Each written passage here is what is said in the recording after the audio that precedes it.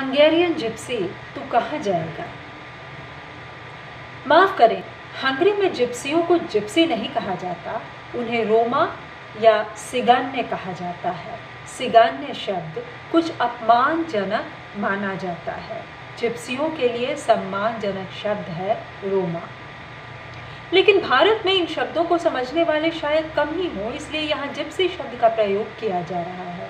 Gypsy से मतलब उत्तर भारत, विशेष रूप से राजस्थान और पंजाब की वे घुमंतू जनजातियाँ जैसे बंजारे आदि, जो सैकड़ों साल पहले घूमते घामते यूरोप की ओर निकल गए थे और अब वहीं बस गए हैं। जिप्सी यूरोप के प्रायः सभी देशों में है, यहाँ तक कि कुछ अमेरिका भी पहुँच गए हैं। पूरा हॉल खचाखच भरा हुआ था। मंच पर भी सभी कुर्सियाँ भरी हुई थीं। मैं और मारिया जी पीछे बैठ गए थे। मंच पर कार्यवाही शुरू हो चुकी थी। भाषण आदि हंगेरियन भाषा में हो रहे थे, जिन्हें मैं नहीं समझ पा रहा था। मारिया जी मुझे यहाँ लाई थी। यहाँ हंगेरियन जिप्सियों की पार्लियामेंट हो रही थी। सभी चेहरे 100% भारतीय चेहरे लग रहे थे। सांवला या गहरा सांवला रंग, काले बाल, काली आँखें और वही डील डॉल जो उत्तर भारत के लोगों का होता है। मारिया जी मुझे हिंदी में थोड़ा थोड़ा बता रही थी कि क्या बोला जा रहा है। यहाँ पूरे देश के जिप्सी जमा थे और अपने अपने क्षेत्र की समस्याओं पर बातचीत कर रहे थे। हंगरी में जिप्सी सबसे बड़ी माइनॉरिटी है। एक मोटे अनुमान के अनुसार वे लगभग आबादी का 3% हैं। कुछ आंकड़ों के अनुसार उन्हें आबादी का 5 या 10% भी माना जाता है। कोई नहीं जानता कि 13वीं-14वीं शताब्दी में ये लोग पंजाब और राजस्थान से क्यों चले गए थे। कुछ का मानना है कि उनके जाने का कारण भारत में होने वाले राजनीतिक परिवर्तन थे, और कुछ ये कहते हैं कि अपनी घुमंतू प्रवृत्ति के कारण लंबी यात्रा पर चले गए थे। दोस्तों, ये मेरे लिए खबर है। बहुत ही दिलचस्प बात है। सोचिए कि भारतीय घुमंतू जातियाँ हैं, क्योंकि यूरोप के इंडिजिनस रोमा लोग भी हैं। मतलब उनके अपने ये सारे जिप्सी भारत से गए हैं। ये मेरे लिए नई बात है, और ये मतलब एक थियरी है माइग्रेशन की, बहुत गंभीर, और मतलब मैं जान रही हूँ इस बारे में। लेकिन मुझे लगता है कि वहाँ के भी मतलब गोरे जिप्सी भी होंगे, अगर हंगरी में नहीं तो दूसरे देशों में। और मुझे लगता है कि ये मामला बहुत संगीन है। यानी कि चलिए हम आगे बढ़ते हैं, है ना। मुझे अचानक से नोबेल पुरस्कार विजेता जो पोलिश लेखिका हैं ओल्गा टोकार्चुक, उनकी याद आई, क्योंकि उनका जो उपन्यास है बुक ऑफ जेकब, उसमें यहूदियों की तो कथा है ही है, साथ में उसमें शायद जिप्सी रोमा लोगों की भी कथा आती है। तो अब हो सकता है कि ना आती हो, लेकिन मुझे वो याद आया क्योंकि उसमें सारे माइनॉरिटीज़, खास करके यहूदियों की बात है। और हम आगे इसको पढ़ें कि सर क्या कहते हैं। हम पढ़ रहे हैं असगर वजाहत जी की अद्भुत किताब स्वर्ग में 5 दिन, और बड़े दिलचस्प इसमें किस्से हैं। देखिए, यही ऐसा है जो आपकी ऐसी दिलचस्पी पैदा करेगा।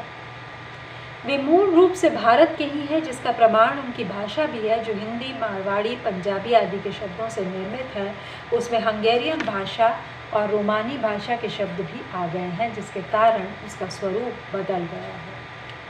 हंगेरियन इतिहास में उनका पहला उल्लेख 14वीं शताब्दी के आसपास मिलता है। वैसे संभव तो है ही 18वीं शताब्दी में हंगरी की साम्राज्ञी मारिया तेरेसा 1740 से 1780 के समय में जिप्सी आबादी पर कुछ ध्यान दिया गया था। एक अध्यादेश के अनुसार ये आदेश दिया गया था कि जिप्सियों के लिए सिगानी शब्द का प्रयोग न किया जाए।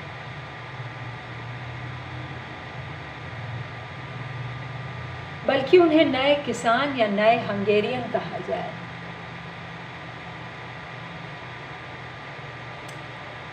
कितना दिलचस्प है, नए किसान या नए हंगेरियन कहा जाए। हाउ असिमिलेटिंग, है ना। आज की इमिग्रेशन प्रक्रिया कितनी लंबी है।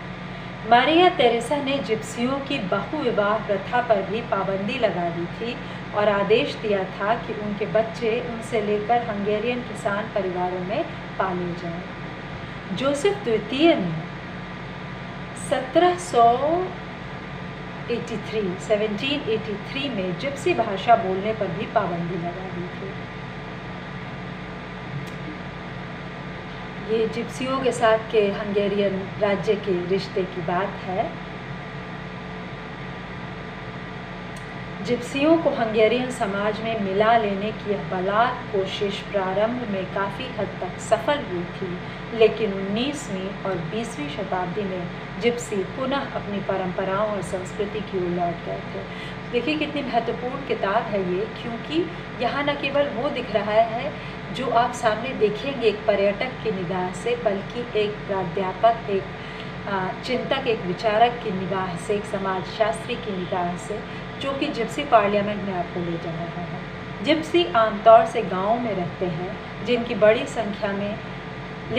संख्या में वे शहरों में भी बस गए हैं।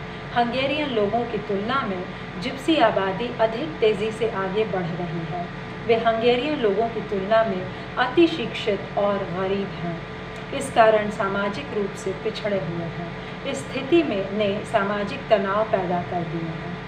दूसरे विश्व युद्ध के दौरान हिटलर ने यहूदियों की ही हत्याएं नहीं कराई थीं, बल्कि जिप्सी लोगों को भी गैस चैम्बरों में मार डाला गया था। इसीलिए मैंने ओल्गा जी को याद किया।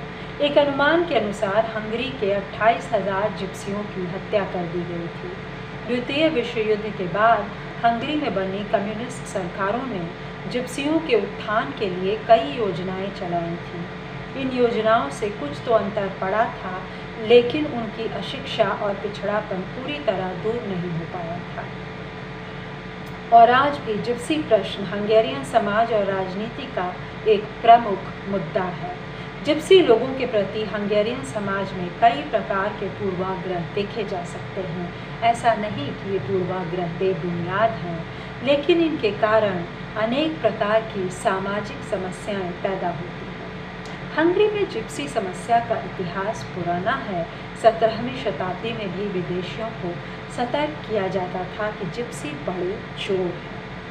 सन 1885 में वैस्प्रेम में एक अधिकारी ने शिकायत की थी कि घुमंतु जिप्सी बहुत गड़बड़ करते हैं और सभी गांव के लोग उनके आने से डर जाते हैं। यह समस्या 20वीं शताब्दी तक जारी रही। सन 1928 के आसपास जिप्सियों को गिरफ्तार करके निकटतम पुलिस स्टेशन ले जाया जाता था। कुछ को जेल में बंद कर दिया जाता था और कुछ सुधार घरों में भेज दिए जाते थे, जहां पे हमेशा के लिए वहीं नहीं रखे जा सकते थे, और जैसे ही वे छूटते थे अपना पुराना काम शुरू कर देते थे। कादार की कम्युनिस्ट सरकार ने पहली बार जिप्सियों की समस्या को गंभीरता से लिया था। समाजवादी व्यवस्था में चूंकि कोई व्यक्ति बेरोजगार नहीं था, इसलिए जिप्सी को भी रोजगार दिया गया था। लेकिन निजी खेती खत्म हो जाने के कारण और बड़े बड़े सामूहिक फार्म बन जाने की वजह से जिप्सियों के लिए अपने परंपरागत कामों को करने के लिए अवसर कम हो गए थे। समाजवादी सरकार के समाप्त हो जाने के बाद निजीकरण का दौर शुरू हुआ था। जिप्सियों के प्रति दबी हुई भावनाएं मुखरित हो गई थी। हंगरी में प्रायः यह माना जाने लगा था कि जिप्सी बहुत बच्चे पैदा करते हैं ताकि उन्हें अधिक सरकारी सहायता मिल सके। यह विश्वास हो गया था कि जिप्सी सोसाइटी पर बोझ हैं, वे अपराधी होते हैं, अनपढ़ हैं और गंदे रहते हैं। आजकल जिप्सियों से दूर और अलग रहने की प्रवृत्ति बहुत बढ़ गई है। निजीकरण के दौर में अर्थव्यवस्था में जो परिवर्तन आ रहे हैं, उसके कारण बेरोजगारी बढ़ रही है। इस बढ़ती हुई बेरोजगारी का अधिक प्रभाव जिप्सी आबादी पर पड़ रहा है।